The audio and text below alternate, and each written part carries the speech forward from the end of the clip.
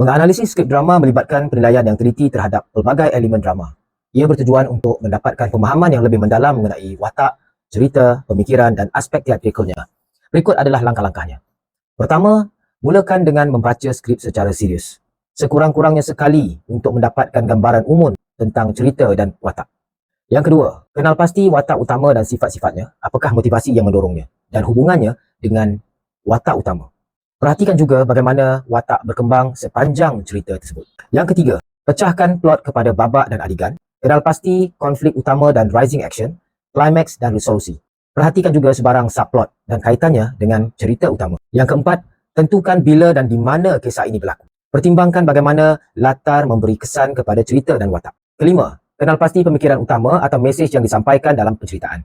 Cari simbol atau motif berulang yang menyumbang kepada pemikiran. Keenam, menganalisis dialog untuk memahami interaksi dan hubungan antara watak. Perhatikan penggunaan bahasa, metafora dan simbolisme.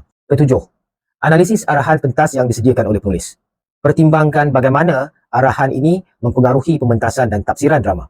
Yang kelapan, tentukan nada dan mood keseluruhan drama. Sebagai contoh, komedi, tragedi dan lain-lain. Perhatikan juga bagaimana perubahan nada atau mood menyumbang kepada penceritaan. Yang kesembilan, teliti konteks sejarah dan budaya di mana drama ini ditulis. Pertimbangkan bagaimana norma dan peristiwa masyarakat pada masa itu mempengaruhi pemikiran dan watak dalam drama.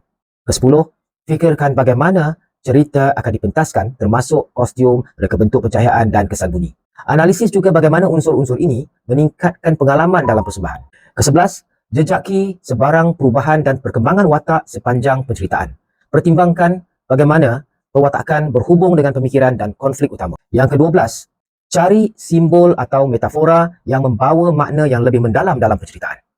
Analisis kepentingannya dan bagaimana ia menyumbang kepada cerita. Yang ke-13, baca analisis, kritikan dan ulasan persembahan untuk mendapatkan perspektif yang berbeza. Pertimbangkan bagaimana pelbagai tafsiran dapat meningkatkan pemahaman anda. Yang ke-14, rumuskan tafsiran anda sendiri mengenai penceritaan berdasarkan analisis yang anda buat. Pertimbangkan juga bagaimana perspektif pribadi anda sejajar dengannya atau bercanggah dengan tafsiran yang biasa.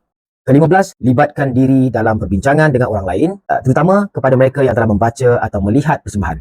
Bayangkan juga kesan emosi dan intelektual penceritaan tersebut kepada diri anda.